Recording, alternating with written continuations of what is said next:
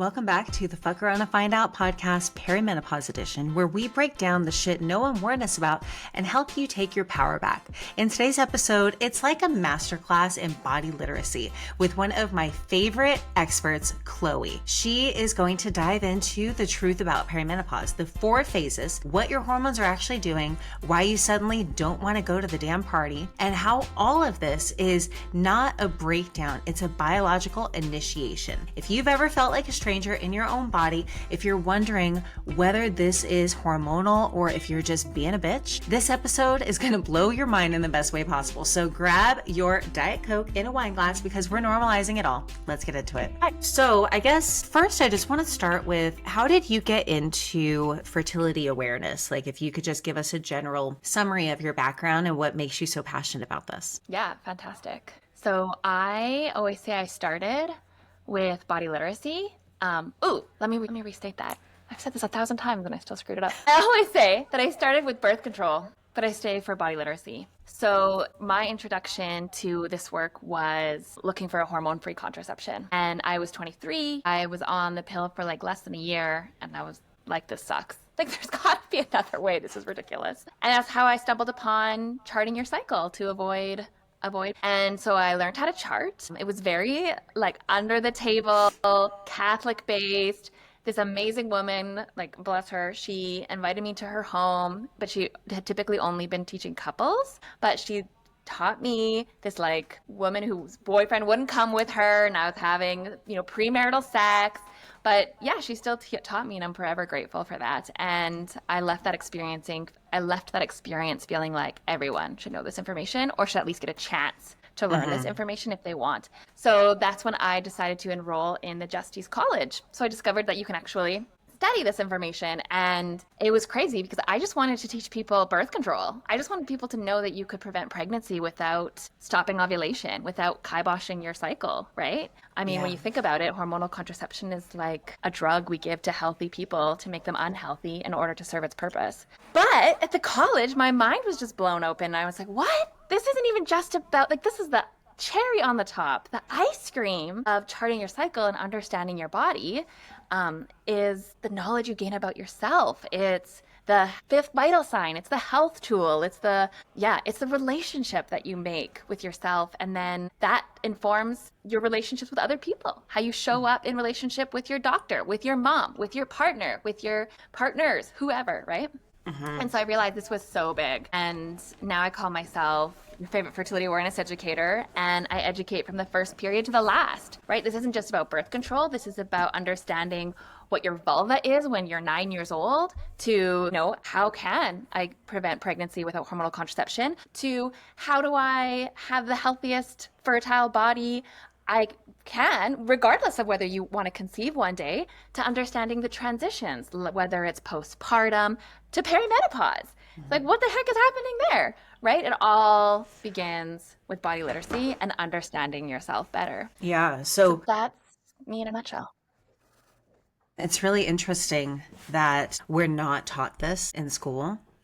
We really should be, because like you mentioned, and that's such a strong point that you had, we give birth control to healthy people and it makes them feel unhealthy, or actually it makes them unhealthy in a lot of cases. So since you brought up perimenopause, could you explain, I guess, in simple terms, what happens to estrogen and progesterone during perimenopause, and how do these hormones actually influence our emotions, our thoughts, and our behaviors? Great question. In the most clearest, easiest way possible. Perimenopause has 4 phases. So the perimenopause in itself is a phase, but within that phase, there's 4 phases, and your hormones are doing something different in each of those phases.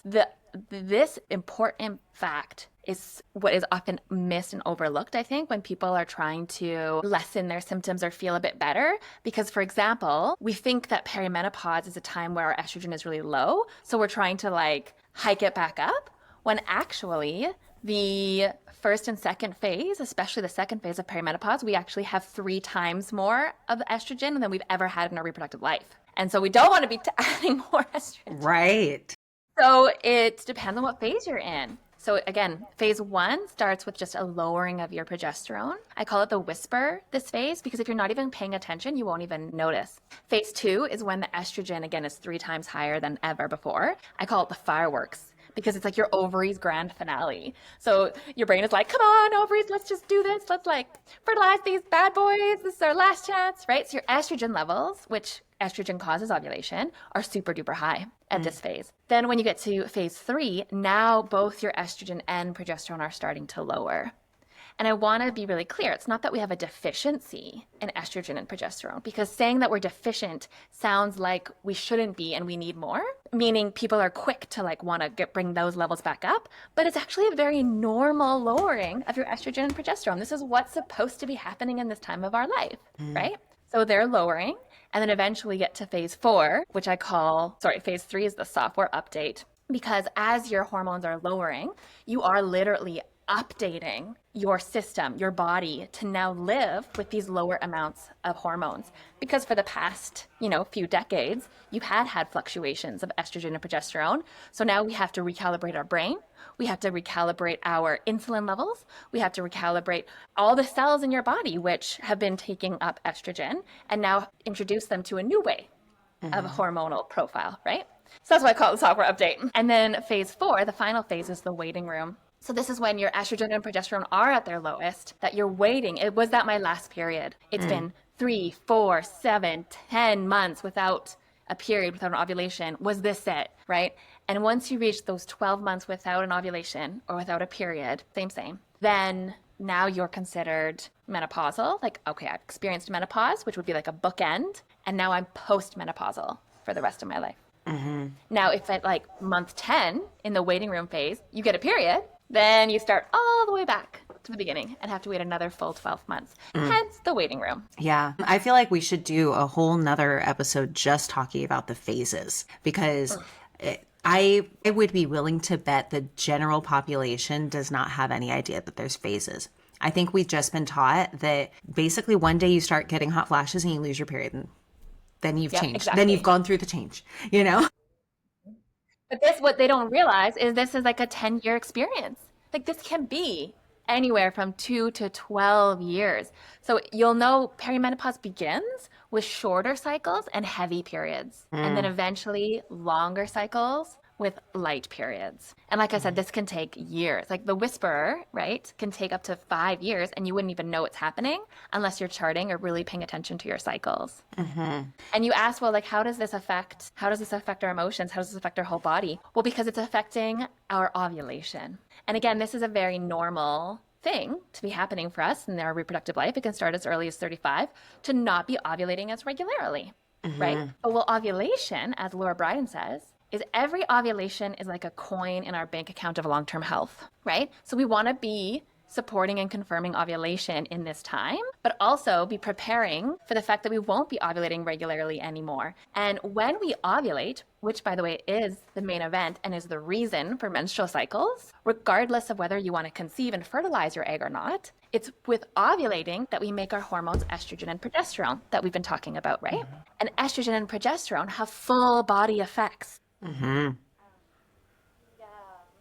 The name is escaping right now, this author, Natalia Angier, I think that's her name. Anyways, she says estrogen is like chocolate. It's rare to find somebody who doesn't love chocolate. Well, in the same way, every cell in your body wants a piece of that estrogen, wants a piece of that chocolate, right? So it affects your whole body, your bone health, your breast health, your brain health, even your personality, your vitality, your moods, right? Just ask anybody and how their relationship with their partner changes throughout their cycle, right? How they're changing hormones. So when you mess around with ovulation, like with hormonal contraception, and you stop it, in fact, hormonal contraception could be considered like a chemical menopause.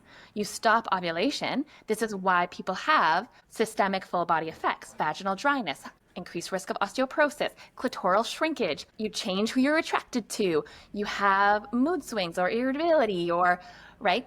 The list goes on. But in perimenopause, again, it's a very normal and natural thing for us to not be ovulating regularly anymore. And so this software update that we're experiencing, again, if you're not ready for it, if you're not expecting it, I mean, just look at the suicidal rates in women who are perimenopausal. That's what I was just going to ask you about. What's going on with me?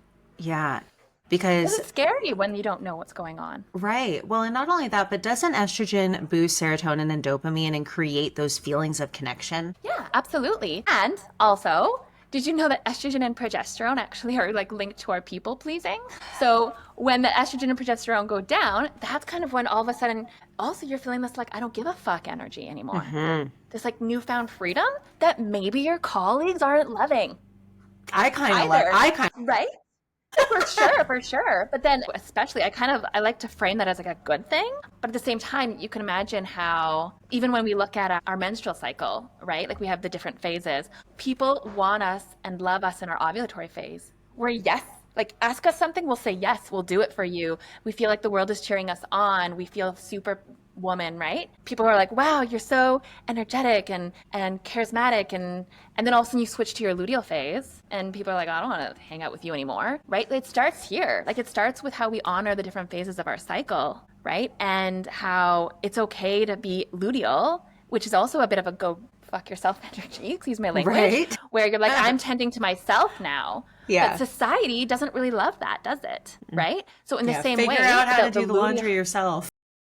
Exactly. So in the same way that the luteal phase would be like the autumn or the like tending to myself phase of the cycle, perimenopause in the grand spectrum of our reproductive life would also be the autumn, slowing down, tending to myself, saying no phase of our reproductive life, which means that when you get your menopause and now you're postmenopausal, this is your second spring, right? Once you get through the transition, through the fall, through the perimenopause, then the Japanese have a word for menopause. I'm not even going to say it because I can't pronounce it properly, but it means our renewal years, right? So now you arrived at your second spring. Right. It's not the end like a lot of us think it is. You know, I have had many clients recently being afraid that their next period is going to be their last period.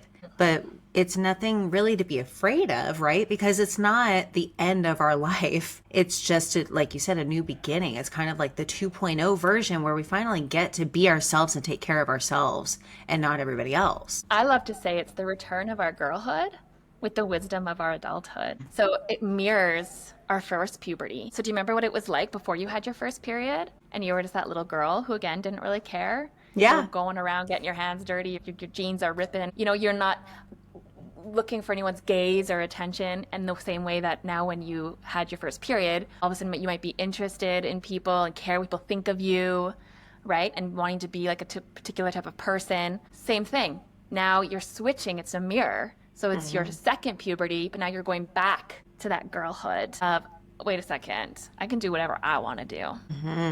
And I think that's a really fun way to reframe it. But think about you and your experience or the people you know and their first puberty. That was kind of a shit show, hey? That was kind of chaotic, right? You have pimples going everywhere. You have feelings that you don't even know where they're coming from. Again, it's another software update, right?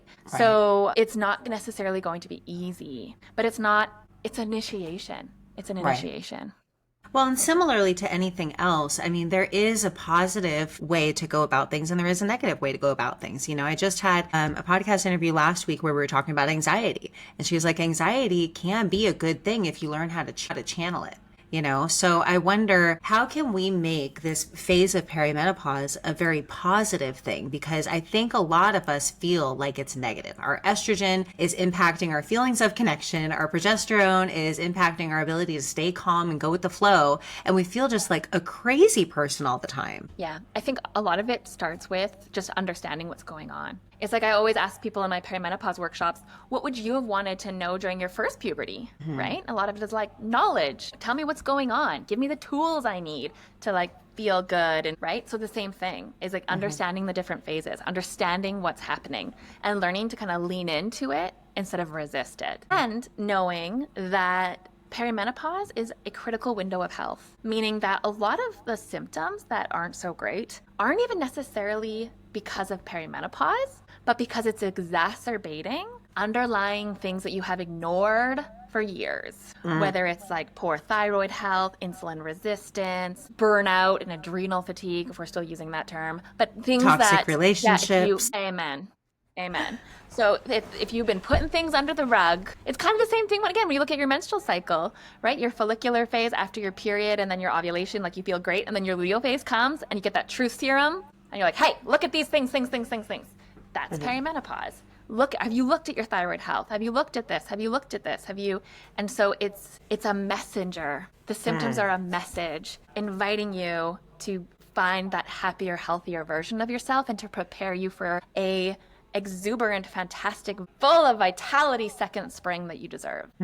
That's so interesting. I've never heard that perspective taken on it. And I love that, because I think that a lot of times we feel like we're getting hit from all different directions in this space and it's all happening to us. But the way that you just reframed it is it's happening for us. So we stop ignoring the things like you said, you know, the burnout, the thyroid issue, the poor relationships, or staying in a job that you've been in for 20 years but you fucking hate. You know, I think this really is a gift that is being given to us so we can finally start enjoying our life. Because I think, well, and maybe you can speak to this more than I can, but I feel like the years between puberty and perimenopause are the years that we were meant to work, that we were meant to grind, that we were meant to build families and build a household and, you know, create a life. But when you're building, you can't really enjoy it. You know, so now I feel like we've built all the things and now we're allowed to enjoy it, and we're actually, in fact, being forced to. What are your thoughts on that? I think that's wonderful. I always love to bring it back to the menstrual cycle because it's all just layers upon, like, you know, just whether you're looking at the micro or the macro.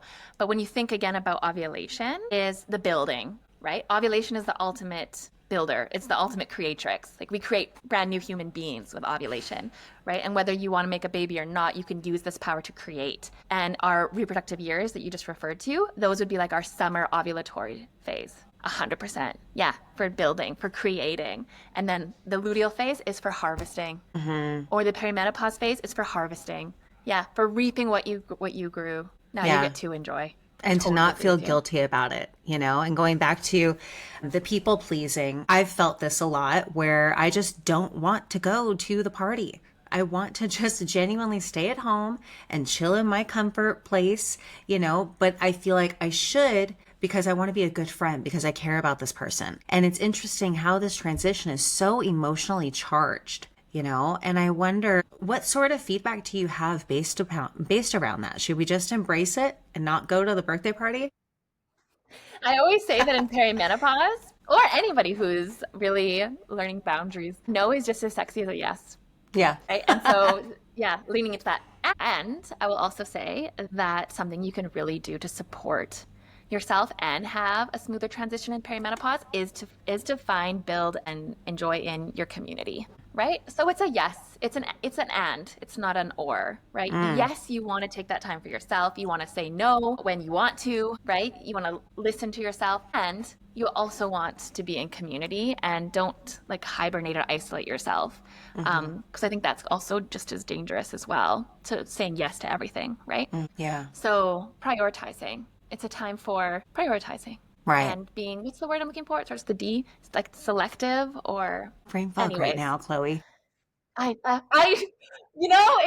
whole other conversation we could have is being perimenopausal and postpartum at the same time. That's a whole other conversation I'm really excited about because that's me. Yeah. Oh, we should do it. So I feel you. I can't imagine. You're like, I have baby brain. Or is it postpartum? And we're having children later, right? Oh, and so we're experiencing goodness. this, which is another interesting topic. Yeah. Wow. I commend you. I didn't even put those pieces together, but you're doing a great job, Chloe. You know, as a teaser for like maybe our next episode, one of the things that really dawned on me over the weekend while I was trying to take care and tend to my baby and teach at a women's festival is that perimenopause invites or even maybe forces us to really tend to ourselves and pour all our energy into ourselves, right? Again, you're coming off of like that summer, I can do everything for everybody phase to the luteal harvest, fall, perimenopausal, no, I'm taking care of myself now. The postpartum invites, maybe dare I say, forces us to pour all of our energy into another human being, into my son. So balancing those two poles, like I need to tend to myself, but I also need to tend to my son. And for me, what I've come to terms with is just I have to have a lot of grace and compassion for myself. But anyways, more to unpack in the future. Yeah. Yeah. I'm sure that that's really challenging because just like you described, we're supposed to be selfish. We're supposed to, embrace this fuck it mentality and stop people pleasing. But how do you do that as a mother? So I do think that we should have another talk about that. And when you say that this is the phase of pouring into ourselves, I'm curious, what do you mean by that specifically? Because we have had a lot of women in perimenopause that we are working with that they seem to be struggling with this identity shift and they're still trying to do everything for everyone else. But then they enter this program and they're actively trying to do something for themselves, but they end up pulling out because the needs of everybody else around them becomes so overpowering. And then they literally can't care for themselves. How do we navigate that? Yeah, I mean, it's a decision, I guess, right? It's a decision that we make for ourselves. And I know it's hard. Going back to the postpartum perimenopausal dynamic. I know it's hard not to want to take care of other people first. But it's a decision you make, right? It's a priority that you show up for yourself. And I don't think that in the same way that I love to, again, go back to like our main blueprint of the cycle, right? Think of how you've been taught to move through your menstrual cycle and how you've been shown to show up the same every single day, right? And again, always put on that like ovulatory summer energy, right? Mm-hmm. We don't get to take like sick days when we're on our period, or we don't get to like go home in the afternoon during our luteal phase, right? Like the whole society wants us the same way every single day. And we haven't spent the decades of practice in our reproductive years of balancing those two things of I give to you and now I give to myself. Mm-hmm. So after decades of never putting yourself first, and then perimenopause hits. And again, it's not so much an invite as much of a, this is the way it's gonna be. Of course that's difficult, right? So I think it's baby steps. It's just starting with the awareness of this is what's going on. It's starting with remembering that no is just as sexy as yes, about, again, recalibrating. It's a time of recalibration. It's hard to say because we're all so unique and individual. So it's really an invitation for that person to kind of sit down and see what can I change. And we mentioned like a lot of really interesting things already, like jobs that you hate, toxic relationships, finally booking that appointment with your naturopath, your functional medicine practitioner to get your thyroid checked, right? Like it's whatever that might look like for you. And this is why body literacy is so important, because what I need or what you need is different than what your clients are going to need, or et cetera, et cetera. So it's really, you're in the hot seat.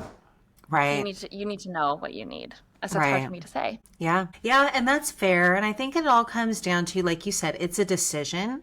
And I would take that one step further. Like when you're considering making that decision, where is that going to lead you in the next few months, right? Is leaving that toxic relationship or that job that you hate going to help you eventually create your own business or start dating again and find the love of your life? Is quitting this program or not focusing on your health right now going to yield a positive impact in a few months? Or might it just allow you to continue derailing yourself and putting the challenges on the back burner? I think that reminding ourselves that it is a decision was huge. And also, I know sometimes it can feel really overwhelming. Like, oh my goodness, the things that even the examples we're using are quite large. Like, these are big changes in someone's life. But knowing that even the smallest changes, for example, just start eating food before your morning coffee, right? Drink one less glass of wine at night. Like all of these little things that we can do. I always remind people it's like when you're at sea and you're sailing, right? The smallest angle, even though it feels like nothing, will take you to a completely different place. So thinking about those, what are the smallest changes that I can make today and that can become sustainable, something I can do for myself every single day, and start there. Yeah, I think that's a really good point, because another thing that tends to happen is we get really overwhelmed really easily. And I swear I've never had such a short fuse until these last couple years.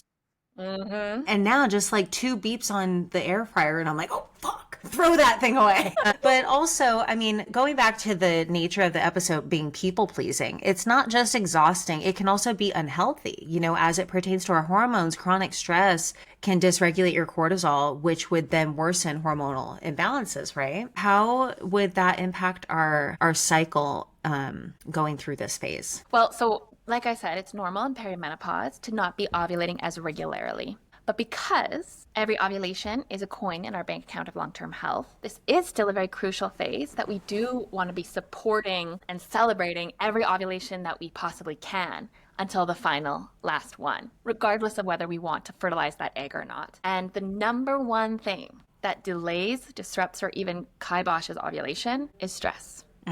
So that's why stress management and regulating your nervous system, whatever that looks like for you, is going to be pivotal in this phase of your life. I'm so glad that you said that. I was hoping that you were going to say that because I could say it till I'm blue in the face, but I don't think that we really believe it until it happens to us, until you can't have a baby because you are chronically stressed. You know, I think that's the most common instance that I've seen, a physiological response just glare us in the face, is I can't have a baby because I'm too stressed, you know? And then what happens once you sign the adoption papers, then all of a sudden you get pregnant because you are relieved of all of that stress. So, yeah. I know nobody loves to hear that when they're, when they are in a phase of their life where they're trying to conceive. No one loves to hear, well, just stop stressing out about it. Right? Because how do you do that? Logically, it's really important. And also, people need to understand that stress is emotional. Stress is chemical, stress is physical. So I talk to, and I'm sure that you have this experience too, where you talk to people and you're like, well, how are you managing your stress? And they're like, oh, I'm not stressed out at all. And then you like talk with them and you realize, well, they're not eating enough. So that's physical stress. They definitely don't have enough calories to even let their body know that they feel safe. If they're drinking coffee first thing in the morning before even eating, that's literally drinking liquid stress. They maybe are running on the treadmill every single day, which is going to be another really big stressor, especially in perimenopause when you should really be focusing more of your movement into strength training and building muscle. Again, that job that they're going to every single day, or the commute, or the fight that they had with their partner or their in-law or their mother. Stress comes in so many ways. And a lot of it is one of the things that I really love, because this is a big topic actually, because stress is inevitable, isn't it? Right. And it's actually quite important. And it's not just about meditating to get rid of your stress either. You just listed several ways. Right. So when I want to talk about stress with my clients, I actually typically will ask them, how do you complete the stress cycle? Right? Because it's normal and important to feel stress. But how then do you let your body know that you're no longer stressed out? I'm talking, it could be painting your toenails. Right? That's one of the ways that you let your body know, like, look, I am not your body is like, I'm not in fear of danger or death. I'm actually sitting here painting my toenails. That's an example of, again, tending to ourselves is one of the, slowing down is one of the ways we can let our body know, hey, I'm okay. Everything is okay. Eating enough. Right? And what's really funny is when we look at women, especially growing up, what's all of the messaging around women's health? Eat less and exercise more. Right. Right? When actually we should be doing the opposite, eating more and moving less, or doing it smarter, right? Like eating more protein, right? Eating more, drinking more water, eating more nutrients, and then again, exercising smarter, not harder, exercising in a way that's honoring our cycle, where we're resting during our menstrual phase and like powering in our ovulatory phase, or again, focusing on building our muscle in our perimenopause, so it's versus like I once had a client who like woke up every single day at like 4:00 in the morning to like run an hour on the treadmill and have a cup of coffee. And then she wondered why she just wasn't ovulating. But she felt like, well, this is healthy, right? Right. So I'm doing healthy things and I'm consistent and I'm a healthy weight too. Like, I think we base a lot of things off of that. Anyways, I'm getting so excited about this conversation because this is why I'm so excited about cycle charting and about menstrual cycle awareness, because it's no longer about what society tells us is healthy. Because that person knew, wait, I'm doing all the things that I feel like I should be doing, but I'm not having a period. So my body is saying, well, wait a second, something's not working for me. So it always comes back to ourselves, right? You literally have your monthly report card at the tip of your fingertips. You don't even need a lab test. You don't need a doctor. You just pay attention to your cycle and you have all the information there, right? Or at least a good start to know like, hey, maybe I need some help here, or maybe I should look into this. So there's so much power in understanding our bodies and our hormones and what's going on. Right. Yeah. And I do agree. There's a lot that we can unpack here. So we're definitely going to have to schedule another one.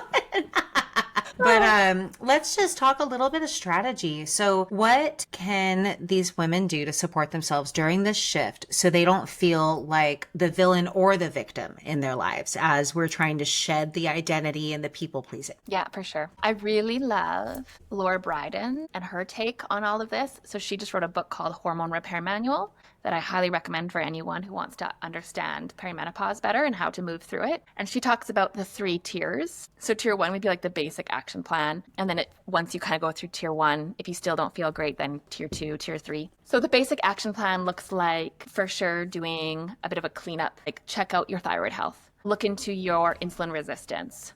So you can identify and manage insulin resistance. Quitting alcohol, right? That in itself is going to be super helpful because you want your liver to be working 100% at moving out that excess estrogen. Because remember, the first 2 phases of perimenopause, we have too much estrogen, right? So stop loading your liver with alcohol and let it do its job on estrogen. And that's going to really help with those excess estrogen symptoms. Your organ is going to be your muscle of longevity. So work on those muscles with some strength training.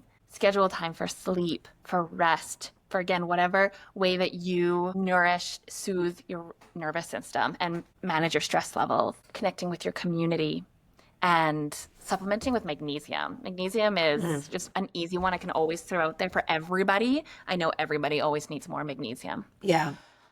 So you do that kind of stuff and you check all those off the box. And if you still don't feel great, then tier 2, she would say, is when you start working with like a TCM or an acupuncturist or maybe your local herbologist, right? And start looking at herbs like chasteberry or vitex, it's called, ashwagandha, right? Or like, this is not really in my wheel of genius here, but yeah that's our wheelhouse. Some of the herbal support. Or just come to us. Yeah. And then if you do all of that and you still don't feel great, then the final tier is you can look into some hormone replacement therapy. I'm so glad that you said that Again, that's the final tier because I really believe that our system has conditioned us to think that's the first step. And again, another rabbit hole we can go down a different time, but I'm even hearing some women getting prescribed birth control on top of HRT. One woman came to me last week with 2 birth control methods that she was on at the same time. Which is really sad because, like I said, birth control stops you from ovulating. When this is a time in your life you want to be ovulating as much as possible to get that coin into your bank account of long-term health. And at the same time, I've been trying to find the best way to say this, but something that dawned on me recently too was just how much we resist our natural biology, right? So we're 20. We're in our 20s, our 30s. We don't want to get pregnant. So we stop ovulation when we're in our summer phase of our reproductive life, when we should be ovulating, building, creating, being, the time of our lives when we're actually spending decades of those reproductive years not ovulating in order to achieve whatever intentions we have, whether it's to regulate our cycle, have better periods, which are not actually periods, not get pregnant, right? Then fast forward to now we're like in our 50s, late 40s, 50s, 60s, and now we're feeling the effects of a normal phase where we're not ovulating regularly. So once again, we're resisting our natural biology and we're trying to fake an ovulation with HRT. Yeah. So do you see how you're going against biology in both? It's just the funniest thing. It really is. I say that, though, with a bit of a disclaimer in that I know I sound like I'm really hating on birth control and HRT. And the truth is, I actually don't hate on them. I think that there's definitely times and places where there can be very beneficial. Like the woman who has no sexual agency can stop her ovulation, in her 20s with hormonal contraception, or the woman who is suicidal and doesn't know what the heck is doing and HRT saves her life.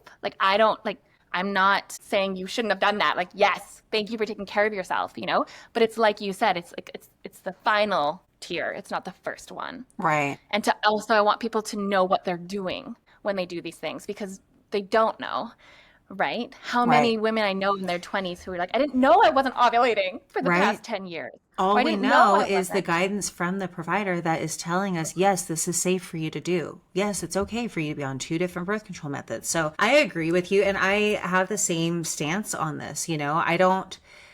I want to tell anyone to or not to go the HRT route. It's more so just have some knowledge base behind it. Make an educated decision. And also make sure it's not your first step. There's so many other things that we can do to lead up to, do we still need to take that next step? You listed a whole bunch of them. And also like just learning to sit with the discomfort of the saying no when it comes to the people pleasing, like all of the herbs and everything aside, like I think if we just learn how to be uncomfortable to protect ourselves, that will save us a lot of grief. Well, it's kind of like you said at the very beginning, what if your body was working for you and not against you? And it kind of is, we just have to let it do really its is. job. We have to let it do that and stop trying to force it into a different box. It reminds me, I was just sharing my birth story over the weekend, and I had read somewhere that women give birth in a coma. And I realized I don't have to do anything. My body knows exactly what to do. I just have to get out of its own way. Wait a And I minute, feel what, like Chloe? You can give birth in a coma, so you don't have to do all the breath work and pushing and like, what? I didn't push once. Like I didn't do anything. I had an unmedicated home birth, and that was my MO. It's like, oh, wait a second. I don't have to do anything. My body will tell me exactly. Like I'll know intuitively because my body will do what I need to do. I just have to get out of my own way. I have to not control the situation. Yeah. What if we took that perspective and applied it to these things, right? What if my body knows exactly what it's doing? I just have to sit back, take notes, and listen to my intuition on what to do next. Right? Instead of feeling like we need to control everything. And that's what hormonal contraception or HRT is doing. You're trying to control everything. Well, you know what? Trying to control a woman's body, especially her reproductive body, that's like trying to control the moon or the waves.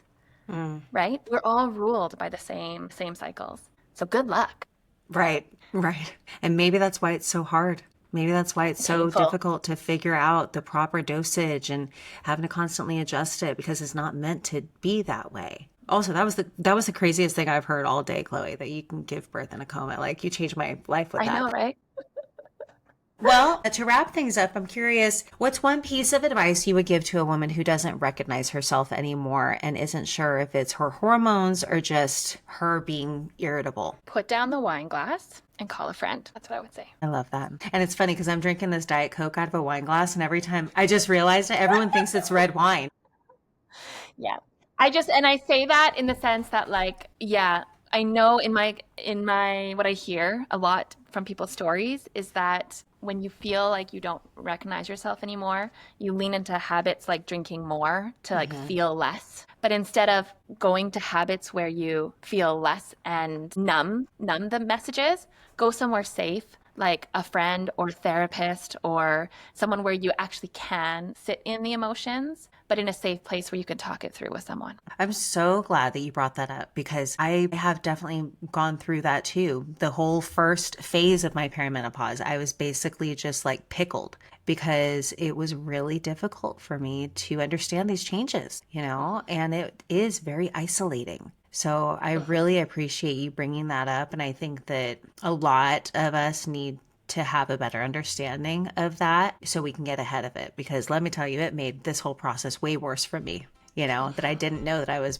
worsening it at the time. So, well, thank you, Chloe. As always, you are such a pleasure. If anything in this episode hit home for you, like the stress, the short fuse, the people-pleasing burnout, you're not alone and you're not a bitch, okay? You are just being forced to finally put yourself first. So if you want to keep this conversation going, just shoot me a DM on Instagram and let me know what landed for you, okay? And if you're craving support in navigating this transition, come join us inside our coaching community.